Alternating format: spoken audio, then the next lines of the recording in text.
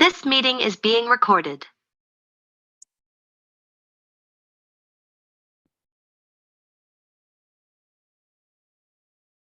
Boa tarde a todos. Bem-vindo a mais uma atualização de mercado aqui da Hashdex. Eu sou Pedro Lapenta, cuido da área de research aqui. Comigo estão o João Marco, nosso portfólio manager, e Yuri, que é analista aqui na equipe de research. A gente vai dar mais um minutinho aí para o pessoal ir entrando e a gente já começa.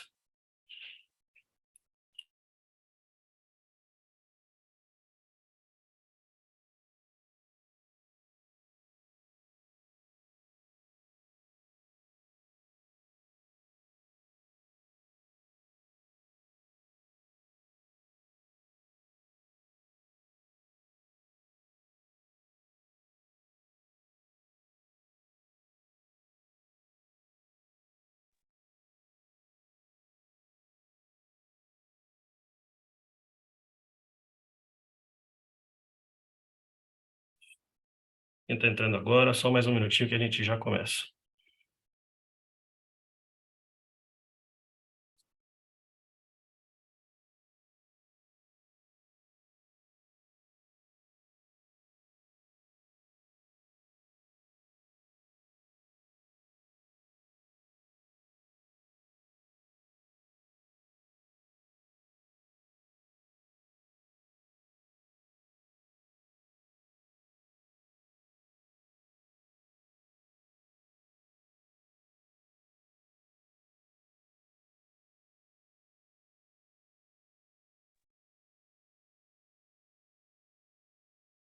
Bom, pessoal, boa tarde mais uma vez. Estamos aqui para mais um call de atualização de mercado da Hashdex. Eu vou subir um deckzinho aqui que eu, o João e o Yuri vamos mostrar para vocês as atualizações de mercado, os principais eventos, o que a gente está vendo para frente. E depois a gente abre para perguntas e respostas. Só um segundinho.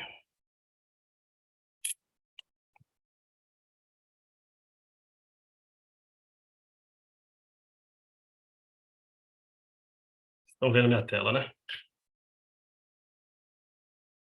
Bom, vamos lá.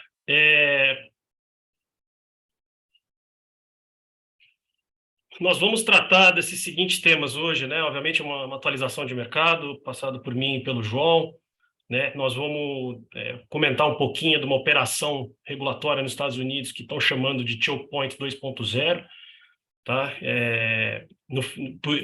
Depois a gente vai falar um pouquinho de fundamento da rede Ethereum, né? Atualização Xangai, vocês estão acompanhando aí, que está agendada para acontecer na semana que vem, uma atualização super importante para o ecossistema do Ethereum, né? E depois a gente traz uma conclusão desse primeiro trimestre, os principais acontecimentos, o que a gente acha que deve acontecer daqui para frente, tá? Então, como a gente normalmente começa, né, dando a visão mais ampla, né? Então, o que a gente pode dizer aqui é um começo de ano muito promissor de cripto, né? Depois de 2022, como todos já sabem, desafiador em várias frentes, né? Principalmente de preço, embora várias iniciativas de fundamento melhoraram ao longo do ano de 2022, mas tiveram muitas coisas ruins também acontecendo, né? Então a gente teve janeiro um mês bastante movimentado para ativos de risco em geral, né? Conforme o mercado foi entendendo que o Fed talvez estivesse muito próximo de concluir o aperto monetário, né? E a gente viu todas as classes de ativos de risco andando bastante, e o NCI aqui, né, que é o Nasdaq Crypto Index, que é o principal índice de cripto e que é o índice que o Hash 11 segue, né, subindo bastante, quase 40% em janeiro, né, contra 10, 8 das outras classes de ativos, o Nasdaq e o S&P. Fevereiro, um mês meio parado, sem grandes eventos, né, e março, um mês bastante curioso, porque ele começa negativo, né, porque aquela expectativa no finalzinho de fevereiro, começo de março, de que talvez aquela mini euforia que tem acontecido em janeiro em relação ao aperto monetário do Fed se dissipa um pouco com a vinda da inflação de fevereiro, né, e os mercados começam a performar negativamente, né, cripto não foi diferente, E só que logo na sequência a gente viu aquele assunto todo dos bancos, né? Começar pelo Silicon Valley, depois o Signature Bank, Silvergate, né? E com uma ação do Fed, né? Para lidar com esses bancos, né? Cripto reagiu muito bem, né? Então a gente até destaca aqui esse comecinho aqui com performance negativa, né? Se vocês forem ver a linha amarela aqui, ela é o ouro, né? E a partir do momento que tem esse problema com bancos, né, o ouro começa a performar também, mas o Bitcoin, que é bastante representativo dentro do NCI, tem um rally muito forte, e a gente tem visto isso até agora, como já estamos aqui falando, já quase de 30 mil pontos no Bitcoin. E então foi um primeiro trimestre de bastante coisa, e surpreendentemente a gente vai falar um pouquinho dessa questão regulatória, né? Tudo isso acontecendo dentro de uma operação muito agressiva do ponto de vista regulatório nos Estados Unidos, que, né, é a maior economia do mundo, e mesmo assim não foi suficiente para anular, muito pelo contrário, o desempenho de cripto, né? Pelo contrário, a gente está vendo aí uma performance muito boa que nos dá algum entusiasmo, assim, olhando para frente, né? A gente traz alguns números, né, como de costume no call mensal, né? E o que vale destacar, né, que eu acho que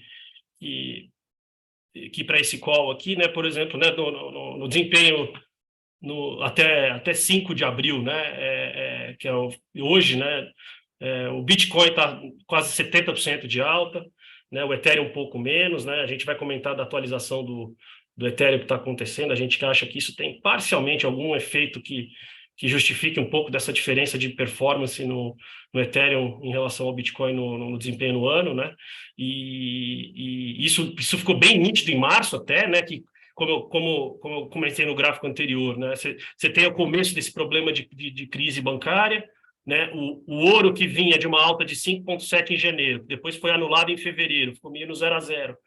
Ele tem um desempenho de 8%, quase de 8% de alta em março, né, com investidores buscando ativos fixos, né, e buscando uma certa proteção para o monetary debasement, né, para o que vem acontecendo. Bitcoin teve uma performance muito melhor, né, subindo quase 23%, o Ethereum ficou um pouco para trás. Em abril, a gente tem, nesses 5 dias de abril aqui, a gente está vendo um pouquinho o contrário, né, conforme essa atualização do Ethereum ela vai chegando, né, que ela está para a semana que vem, a gente tem visto bastante gente migrando agora para o Ethereum, né, o Bitcoin, e um pouquinho também do distensionamento da crise bancária, dessas crises de bancos que estão acontecendo, né, então a gente tem visto o Bitcoin aliviando um pouco. E o que a gente gosta de destacar também é que, assim, dentro da nossa expectativa em relação a cripto, né, que é um ativo de uma tecnologia emergente ainda, com características de duração longa, ela está performando bastante bem num ambiente que tem de melhora macro. Tá? Então, um pouquinho desse recado que a gente queria dar aqui nessa parte de performance, né? E acompanhar daqui para frente, né? O Yuri vai falar daqui a pouco sobre o Xangai, mas acho que é o que vira agora, a partir desse momento, aliviando a questão macro, né? Não tendo problemas adicionais. A gente tem ainda a questão do Deutsche Bank na Alemanha, que as atenções viraram para ele, depois do Credit Suisse e do UBS que fizeram a fusão, né? Tem alguns assuntos ainda rodando no mercado americano em relação aos bancos regionais e aos grandes bancos, mas aparentemente até agora, né, distensionou um pouco o mercado, e eu acho que talvez aí a gente vai ver Ethereum tendo uma possibilidade aí de outperformar no curtíssimo prazo aí. O João vai comentar um pouquinho de uma análise que a gente estava falando aqui, dividida entre Bitcoin, Ethereum e altcoins, e no mês de março especificamente, né? Vai lá, João, isso é muito interessante. Obrigado, Pedro. Boa tarde a todos.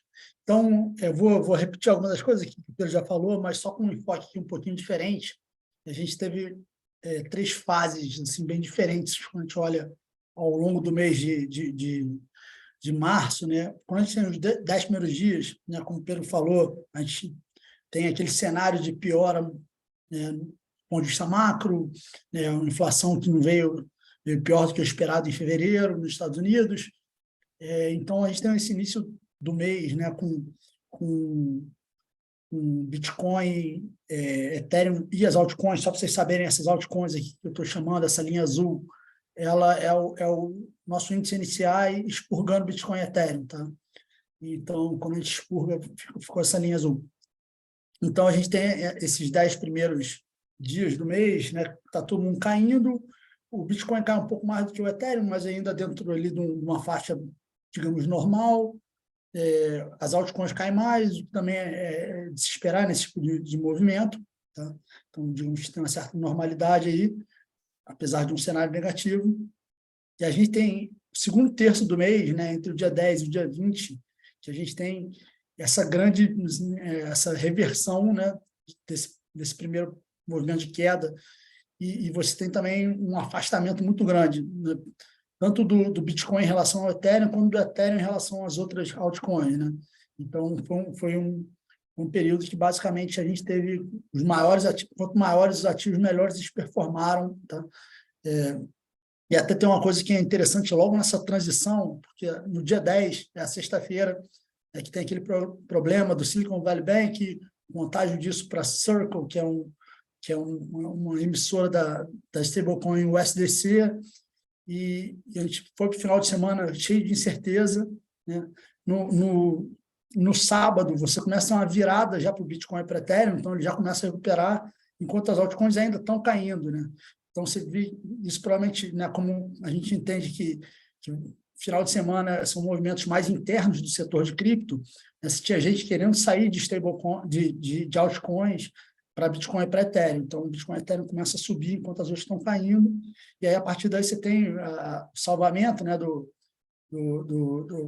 a intervenção do órgão regulador americano sobre o Silicon Valley Bank, e uma normalização ali da situação, e, a partir daí, você tem uma atração muito grande do Bitcoin, especialmente pela tese, né, de reserva de valor. A gente acha que, além disso, sempre que você tem um fluxo de entrada de dinheiro, especialmente institucional em cripto, ele vai para Bitcoin e Ethereum prioritariamente, né? O investidor institucional ele ainda acessa muito pouco as outras moedas. Então, essa entrada de dinheiro também reflete isso. E quando a gente chega no a terceira parte, no final do mês, o mercado, o Bitcoin basicamente de lado, né?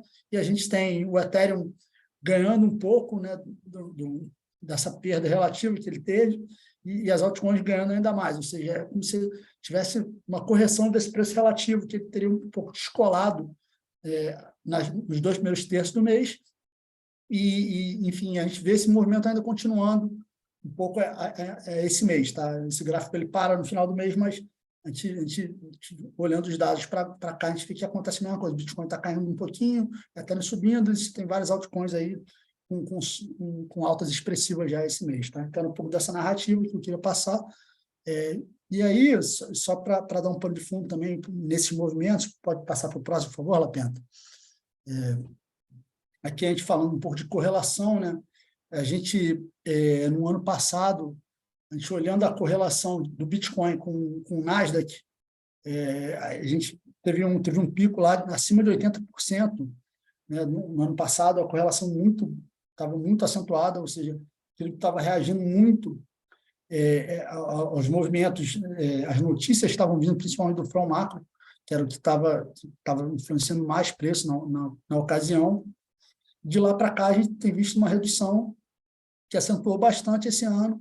Sim, a gente está num patamar que já não se diria que é uma correlação alta, de 25%. Né? Isso, inclusive, foi uma das previsões que a gente fez no nosso Outlook 2023. A gente esperava que a correlação fosse cair, mas não fosse voltar a ser uma descorrelação, correlação perto de zero, uma correlação mais baixa, aí, por volta de 30%. A gente está com 20 e poucos por cento agora, então, dentro aí do que a gente esperava também. Né? Então, a gente está tendo mais eventos intrínsecos ao mercado de cripto fazendo preço do que somente ou predominantemente no mercado macro.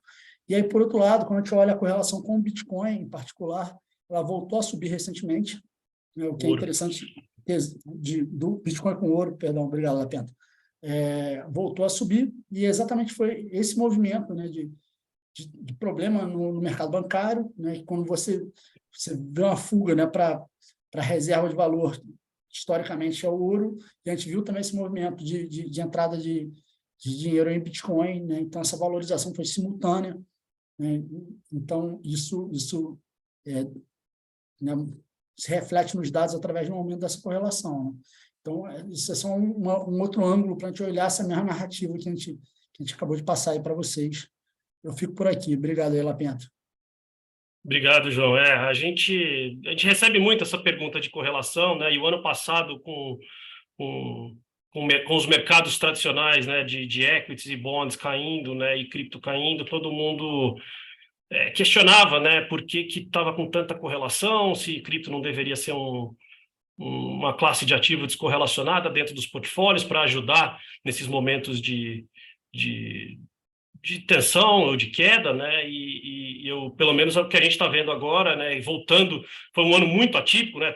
Todos vocês sabem, um ano que cai bonds e equities na dimensão que caiu globalmente em 2022, é um ano, eu acho que aconteceu uma ou duas vezes em 100 anos, né? É uma raridade estatística, né? Então, o que a gente vê voltando à tese normal de que cripto deveria ser descorrelacionado, principalmente nessa fase inicial da tecnologia, onde está tendo uma adoção acelerada, ela está numa base baixa ainda. Então, isso reforça um pouco da nossa tese original de que cripto continua tendo essas características e a gente está vendo agora com essa correlação voltando para níveis mais fidedignos ao que aconteceu no passado, fora esse ano de 2022 aí, que foi super atípico, tá? A gente vai tratar um pouquinho dessa operação, né? Chama Choke Point. Na verdade, isso é um apelido que deram, não é o nome da operação per se, e na verdade vocês devem ter visto, né, no noticiário amplo aí, especializado, mas também na Bloomberg, nos principais canais de finanças, né, uma série de iniciativas do governo americano, né, e aí a gente, quando eu falo governo americano, são praticamente todos os órgãos reguladores envolvidos dentro das finanças americanas, né, que é a SEC, que é a nossa CVM, né, o Departamento de Justiça, que é o DOJ, o CFTC, que é o órgão que cuida de commodities, né, a OCC, que cuida é o controlador da moeda, o Tesouro Americano, o FDIC, que é o nosso FGC, e a própria Casa Branca, né? Então, a gente tem visto, isso já não é de hoje, mas está se acentuando ao longo de 2023, né? Uma série de alvos, né? E os principais agora dos últimos dois meses, foram a Exchange Kraken, a Binance, a Coinbase, né? E também o emissor de stablecoin, Paxos, né? Então, assim, o que a gente está trazendo esse ponto por se tratar de um mercado super relevante, né? E também para reforçar que, assim, se a gente só olhasse essas iniciativas todas, né, e não olhasse para preço, você só tem essa informação aqui, né, e você fala, pô, e fosse chutar o que está acontecendo com os preços de cripto, provavelmente você vai falar, pô, com tudo isso acontecendo, né, e são várias iniciativas, né, acontecendo, você vai falar, nossa, a cripto está indo para zero, né, estão tentando matar o negócio, né, e na verdade, a gente vê dentro de um primeiro trimestre de 2023, o contrário, com o Bitcoin subindo quase 70%, voltando a seus quase 500 bilhões de dólares de market cap, o market cap consolidado, né, de cripto superando 1,2 tri, né, e vai um pouco na contramão de todas essas iniciativas que o governo americano tem feito na regulação dos ativos digitais, né? E um pouquinho dos impactos, né, a gente tem visto, fora, né, todas essas relações dos bancos com cripto nos Estados Unidos, e um pedaço da história de tudo isso é porque não tem clareza regulatória ainda nos Estados Unidos. Então, isso está gerando uma série de distorções, uma série de confusões, né? E o próprio setor está se organizando, né, para tentar ajudar o regulador a trazer uma lei, a trazer um marco regulatório que traga clareza, né, para os participantes de mercado, para que eles tenham determinados o que cada um pode fazer, o que não pode fazer, né? Mas então, assim, o que a gente tem visto é que estão tentando encaixar todos os acontecimentos, né, dentro do arcabouço regulatório existente hoje, que não prevê direito essa nova tecnologia, né? Então, as rampas, por exemplo, que se chama on-ramps e off-ramps, que são os acessos de dólar fiat, né, para cripto, várias estão sendo fechadas, né, enquanto não tem a parte reguladora com clareza, né? A Coinbase teve um aviso da CVM deles lá sobre as operações de staking dele que precisa ser revisada. Eles falaram que eles vão judicializar, que acham que não é, mas enfim, é mais uma etapa do que aconteceu. A Binance, né, e o CZ, que é o seu fundador principal, tomaram um processo da CFTC, que é de commodities, lá nos Estados Unidos, embora a operação da Binance nos Estados Unidos seja uma operação pequena dentro do todo da Binance, tá? Uma exchange antiga, que é a BitHex, anunciou que, por falta de clareza regulatória, vai fechar as operações dos Estados Unidos, né? Enfim, tem uma sensação geral também de que, na falta de clareza regulatória, os reguladores americanos estão até abusando um pouco de poder, né? Isso aconteceu, a gente chama aqui, o setor chama de Operation Choke Point 2.0, porque ela teve a operação 1.0 há muitos anos atrás, durante o governo Obama, que também abusou de poder e tiveram vários litígios depois, e parece está muito parecida à abordagem americana, né? E obviamente que isso gera várias dúvidas, né? De que isso aqui se trata de uma ação coordenada, né? Com qual fim, né? Para quê? Qual que é o grande objetivo disso, né? Os Estados Unidos está virando anticripto, né? E, na verdade, assim, vários críticos dizem assim, pô, eles estão atacando a tecnologia ou estão atacando os atores maliciosos, né? Que a gente viu, o caso da FTX foi muito ruim, tiveram outros casos emblemáticos ao longo de 2022 que demandam, né, uma regulação mais firme, né? Mas a gente todas essas dúvidas estão sendo levantadas, né, principalmente, né, no mercado americano.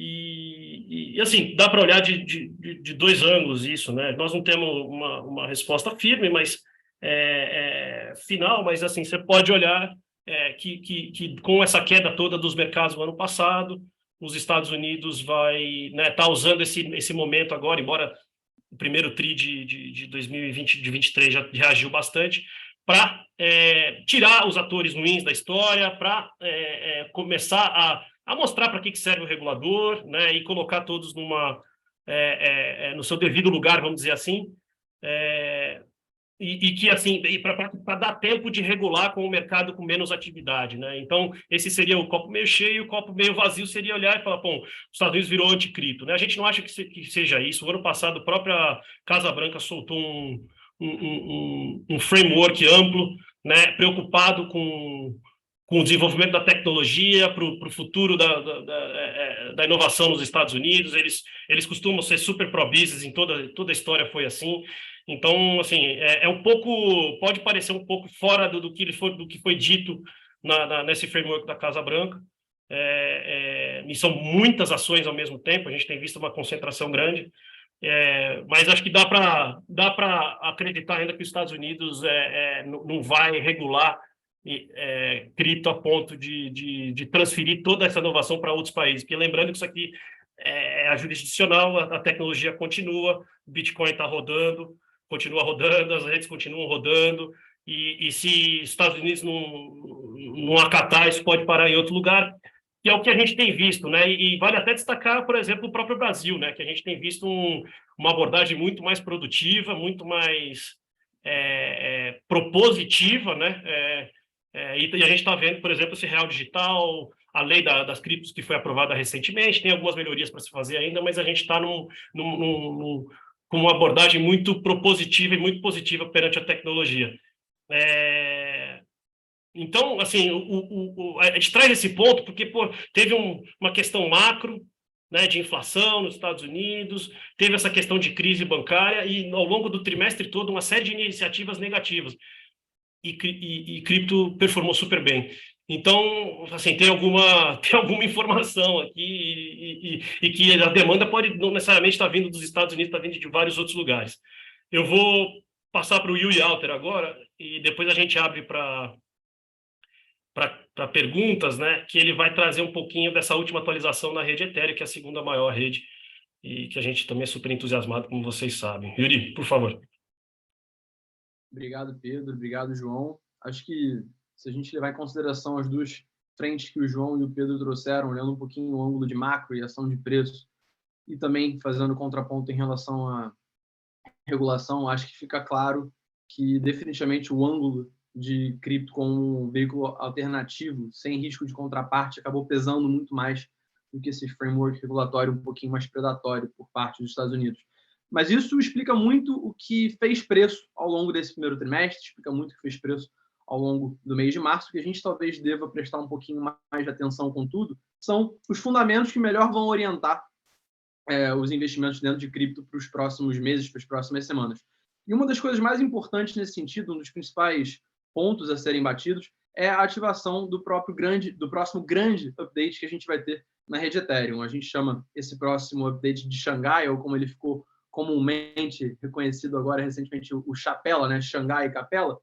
E basicamente a ideia desse update é que a gente tenha a possibilidade de fazer one staking, né? Todo o staking que foi feito ao longo dos últimos 2, 3 anos na rede Ethereum, todo o dinheiro, todo o Ether que foi travado aí na Beacon Chain da rede Ethereum, ele foi depois do merge do Ethereum no ano passado, tinha essa grande expectativa quando é que esses saques seriam liberados, e a gente tem então finalmente aí uma data firme para a semana que vem, daqui a exatos 7 dias, daqui a uma semana, no dia 12 de abril, ele se realizando. E aí, naturalmente, as perguntas, né? Tá, então, quais são as grandes melhorias que vão ser incluídas no Xangai? E, sobretudo, duas, né? Uma que diz respeito a 3 propostas de melhoria da rede, que basicamente ajudam, né, a padronização, a execução e cálculo das transações que vão ser pagas, né? Esse segundo ponto que está aí no slide. E o principal, mais importante de todos eles, é justamente a ideia de que esses validadores possam sacar o Ether que foi depositado aí ao longo dos últimos anos. Isso vai ser dado de uma maneira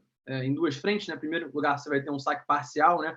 Que permite com que você não retire o principal. Para você rodar um validador de staking, você tinha que depositar 32 Ethers, e aí, dependendo do momento no qual você fez esse depósito, você ganhou um yield maior se você entrou antes nesse processo, ou um yield um pouquinho menor se você entrou um pouquinho mais próximo da data de hoje. Então, num primeiro momento, a gente vai ter justamente o yield daqueles que estavam investindo os seus Ethers, depositando os seus Ethers para participar desse processo de staking sendo liberados, e depois você vai ter o destravamento do principal. E o que é importante a gente ressaltar antes de ir para o próximo ponto em relação a isso? Em primeiro lugar, é importante ressaltar, né, a perspectiva de uma potencial pressão vendedora no primeiro momento. Ela existe, a gente não deve desconsiderar ela. Existe sim, seja pelo saque parcial no momento inicial ou pela perspectiva do saque total de você ter uma pressão vendedora, mas o que a gente quer observar, e eu acho que vai ser muito interessante a gente acompanhar de perto, é como o investidor que hoje tem esse dinheiro staked, quando ele puder ter a perspectiva de tirar, quando esse tipo de operação for mais líquida, se ele agora sim vai se sentir mais confiante, mais cômodo em efetivamente botar reservas que não são somente aquelas de longo prazo. Então, a ideia aqui é que quando a gente tenha essa operação de staking sendo mais líquida, a nossa expectativa, pelo menos dentro da Hashdex, é que tem uma chance definitivamente não desprezível da gente observar, pelo contrário, um aumento do número de Ether stakeado, que pode ser muito interessante a efeito de preço no médio e longo prazo. Lapena, se você puder passar para o próximo slide. Outra coisa que também é interessante da gente ressaltar é que se a gente denominar o volume em Ether, a gente teve agora recentemente, nessa última semana, a marca de 18 milhões de Ethers sendo stakeados aí até o fim de março, uma marca muito importante que mostra justamente como a perspectiva do investidor médio que está pensando em fazer essa operação, quão confiantes eles estão em relação ao sucesso dessa operação. Novamente, muito importante o processo de staking, não somente como uma ferramenta de você ter um yield real em relação ao investimento em Ether, mas também de segurança da rede.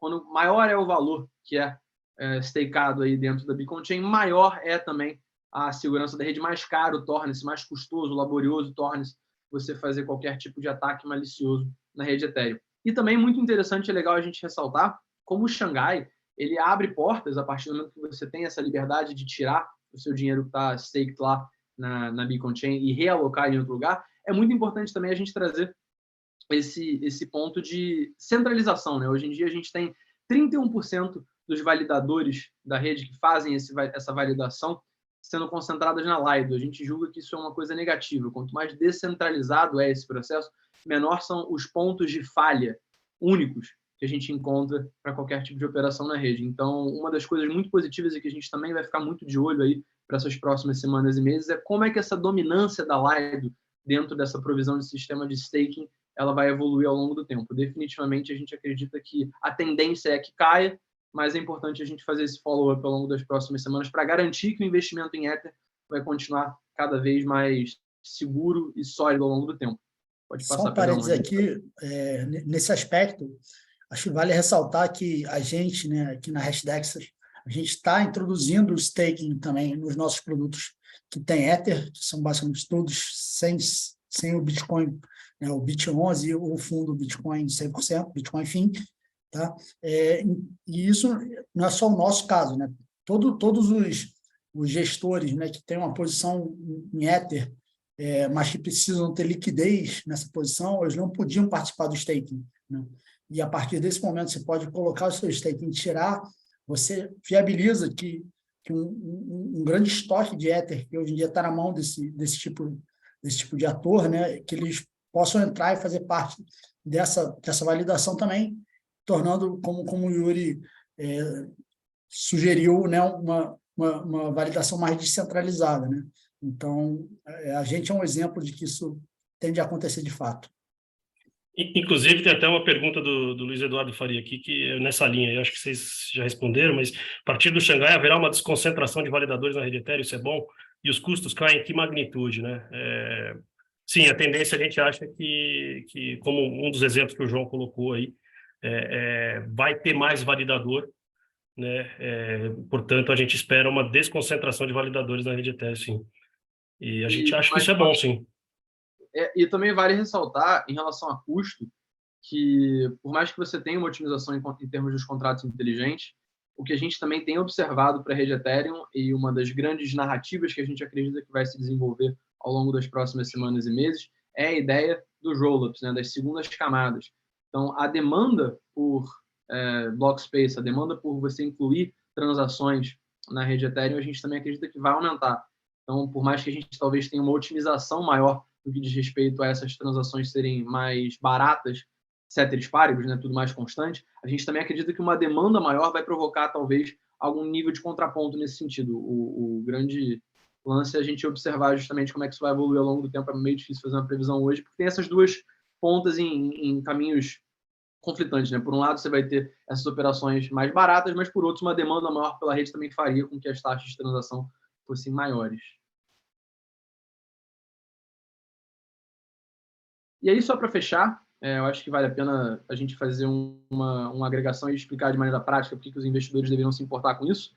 Basicamente, a gente tem no Xangai a conclusão de uma sequência muito importante de atualizações em relação à implementação de Proof of Stake. Como vocês sabem, a rede Ethereum, assim como a rede do Bitcoin, ela fazia a validação dessas transações, ela emitia novos ativos na rede através da mineração. Essa muito difícil e árdua, longa missão de você fazer a transição do Proof of Work para o Proof of Stake, ela é concluída, então, a partir do Xangai. As próximas atualizações que a gente vai ter na rede, sejam Scourge, Verge, Surge, todas elas são já não relacionadas em relação a essa transição que a gente viu aí no Merge. Segundo ponto, como a gente bem ressaltou, a liberação de saques vai ter introduz um caráter maior de previsibilidade, né? Hoje em dia, a gente tem esse dinheiro todo travado na Beacon Chain. A partir do momento em que esses saques possam ser efetivamente colocados, a gente vai ter talvez um momento de estresse, né? Uma condição diferente no momento inicial, mas tende a justamente caminhar para um equilíbrio. Lembrando sempre, o método de staking, como ele depende de quanto valor stake na Beacon Chain existe. Se a gente tiver num momento inicial uma grande retirada de Ethers dentro dessa Beacon Chain, o que vai acontecer é que o yield acaba aumentando para quem está fazendo o processo de staking, o que é um atrativo para que justamente pare de diminuir e volte a crescer. De uma maneira análoga a essa, quanto mais você tem de novos Ethers sendo jogados na rede, uma pressão em relação a preço também tende a fazer uma correção desse mecanismo, torna-se menos atrativo em dólares você fazer esse movimento de staking, você recebe um yield cada vez menor. Então, esses são alguns dos fatores que a gente acha que são importantes o investidor médio saber. Em terceiro lugar, instituições que hoje não podem fazer staking devido à inerente liquidez do Ether, eles vão poder fazer, como a gente tinha colocado, até 12 de abril, quem fazia o investimento em Ether e depositava esses 32 Ethers para fazer staking, você não sabia até pouco tempo atrás, primeiro, se teria a transição bem sucedida, ela aconteceu no fim do ano passado com o Merge, e agora, mesmo sabendo que em algum dado momento ia ser liberado, você não tinha possibilidade de ter essa liquidez. Uma vez essa liquidez sendo introduzida, algumas instituições, assim como nós, como o João e o Pedro muito bem ressaltaram, poderão fazer essa operação de staking, que pode ser muito interessante para fundos ou como veículo de investimento em geral. E, finalmente, apesar de uma possível incerteza do preço, a gente acredita que o Xangai ele fortalece a tese de investimento ao passo que ele introduz solidez, robustez, uma maior capacidade de você ter a descentralização do processo de validação. Isso a gente acredita que é muito forte para a tese de investimento em Ether, não somente ter talvez um upside maior, mas uma segurança também em relação a isso ser um investimento perene ao longo do tempo. Passo a bola aí de volta para você, Pedrão. Obrigado, Yuri. De pergunta. Então, a gente aqui de apresentação encerra, né? E abre agora para perguntas e respostas. A gente tem uma aqui já no chat, que eu posso ler aqui, que é do Francisco. Vocês acreditam, então, que o Bitcoin tenha começado uma reversão majoritária? Vocês acreditam que as consequências das quebradeiras dos bancos que vão ainda ser acusadas nesse ano não envolverão o mundo cripto, pelo menos no curto prazo? Obrigado pelas informações, pelo trabalho. Você quer que alguém quer pegar? Eu posso pegar aqui. Eu posso começar aqui, então assim, essa questão de quanto do impacto dos bancos, né, no mercado cripto, né, e eu acho que quando a gente olha o que aconteceu esse mês, principalmente, são casos bem diferentes. A gente tem um primeiro problema, né, que é com o Signature Bank, que era um banco muito focado no segmento de cripto, né, um banco que atendia muitas empresas de cripto, e que era muito usado para transferência interna, né? Esses bancos, né, como lá nos Estados Unidos não existe algo similar ao Pix, né, que você pode operar 24/7, mas você pode fazer transferência interna dentro, né, do mesmo banco 24/7. Então, acabava que o serviço de transferência interna do Signature Bank era muito usado para fazer movimentação de uma corretora para outra, para você botar dinheiro em uma corretora para poder operar e vice-versa, para sacar também, enfim. Então, quando esse banco começou a ter os primeiros problemas, né, isso impactou negativamente, né? Quer dizer, teve o Silvergate e o Signature com problemas, né? Os dois têm basicamente essa mesma característica, e aí isso afetou negativamente o mercado cripto. O terceiro caso foi o Silicon Valley Bank, que ele foi um impacto muito particular, muito indireto, porque o USDC, que é a segunda maior stablecoin, só atrás do Tether, né, ela tinha uma fração relevante de 8% da sua reserva no Silicon Valley Bank, e a partir do momento que as pessoas começaram a não acreditar, né, que isso poderia gerar uma falta de fundos ali para lastrear essa stablecoin, teve uma corrida contra ela, de pegging, né, o valor dela descolou do dólar, né, mas foi exatamente no final de semana que eu falei, foi no dia 10, e no dia 12 de noite, foi domingo, já estava resolvido isso, né? Mas, então, esses foram pontos de contato muito específicos, tá? Mas, a partir do momento que você saiu desse cenário e você apontou para uma questão estrutural no setor bancário, que é todos os bancos, por natureza, a definição do serviço bancário é de casamento de duration. Você toma dinheiro com prazo curto e empresta longo.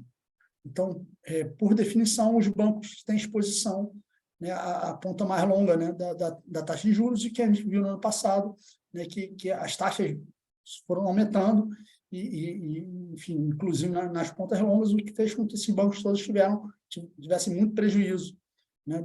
E não necessariamente é contabilizado, porque isso é uma questão bem particular de contabilidade bancária, os títulos são marcados na curva, os títulos da carteira bancária são marcados na curva, mas isso gerou uma situação bastante complicada. O Silicon Valley Bank é um exemplo, talvez, bastante fácil de você entender, né? Ele teve um prejuízo nesses títulos, ele carregava maior do que o patrimônio líquido do banco, né? Ele se tornou insolvente.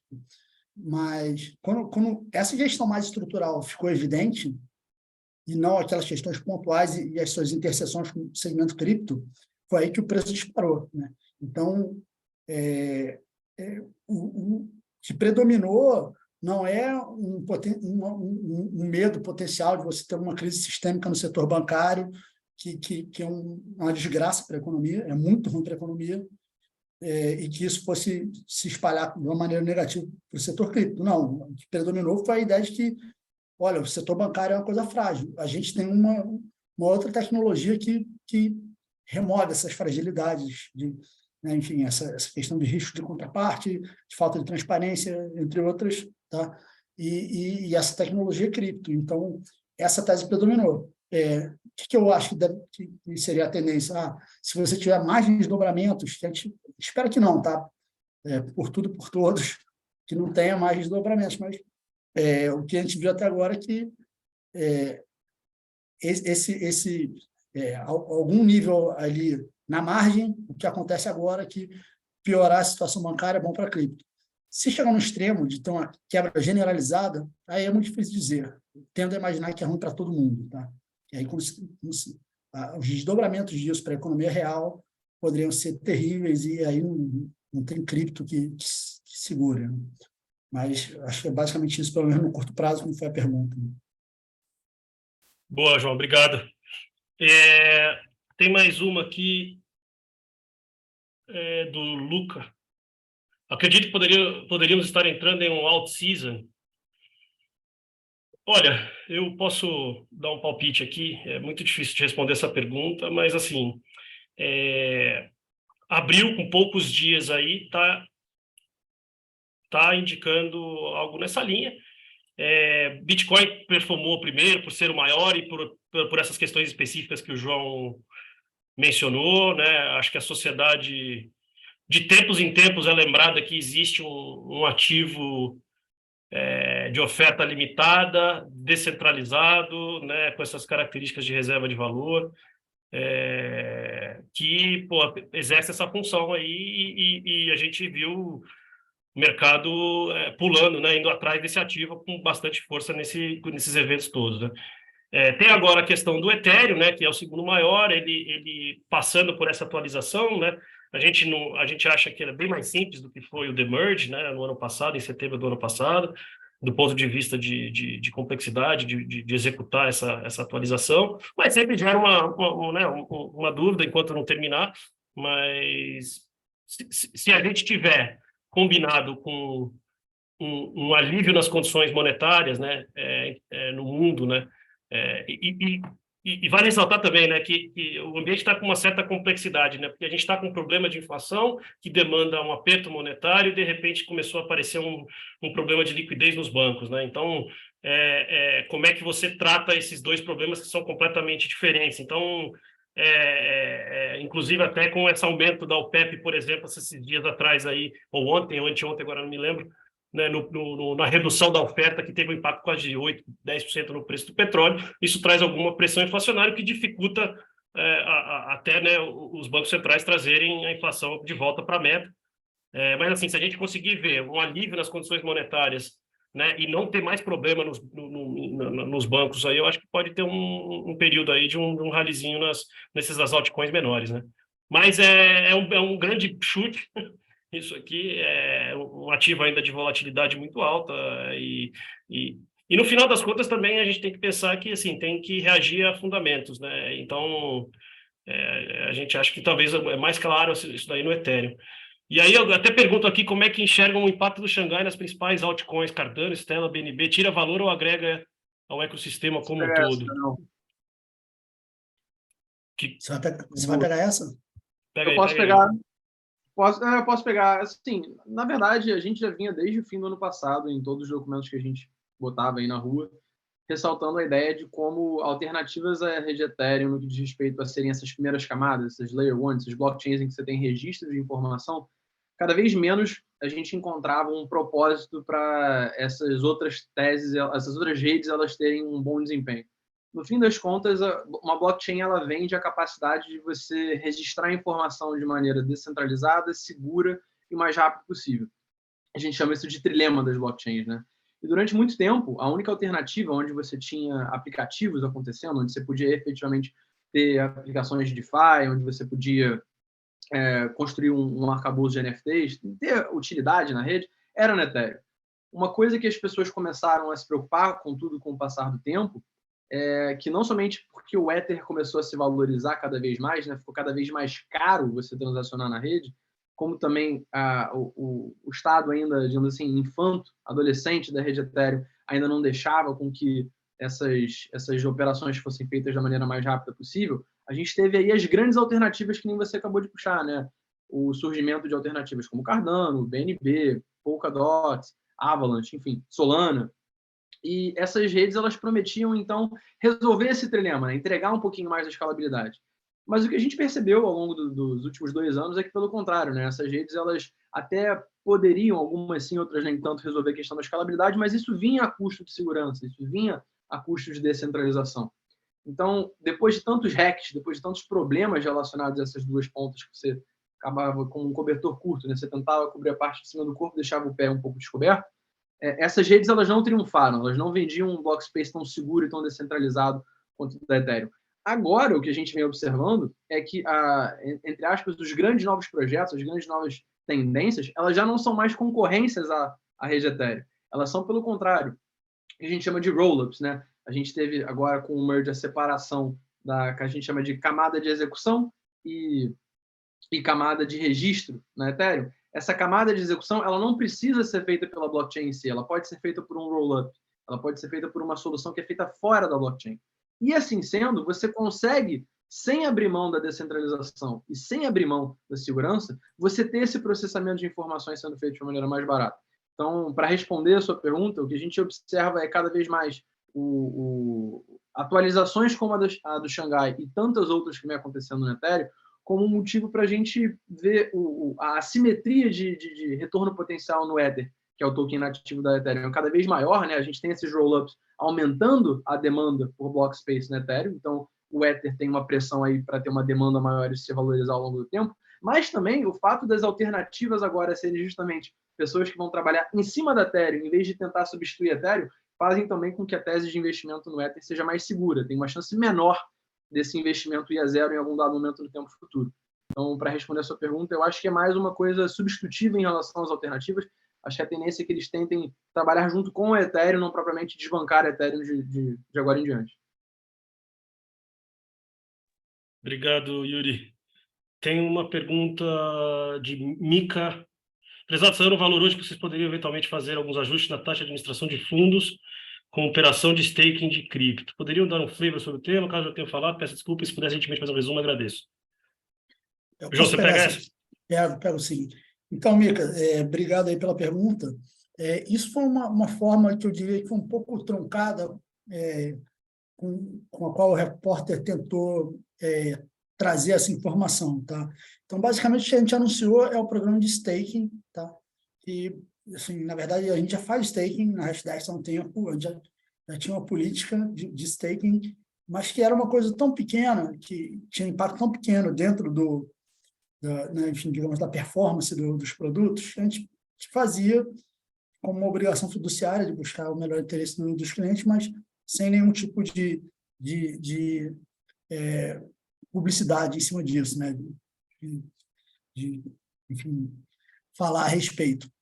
Quando entra agora o caso do Ethereum, a gente é obrigado a dar mais transparência, enfim, porque é uma questão mais abrangente, né? A gente tem exposições muito maiores ao Ethereum do que a gente tem a qualquer outra rede com staking, e agora passa, sim, a ser uma coisa substancial dentro, né, do rendimento dos produtos.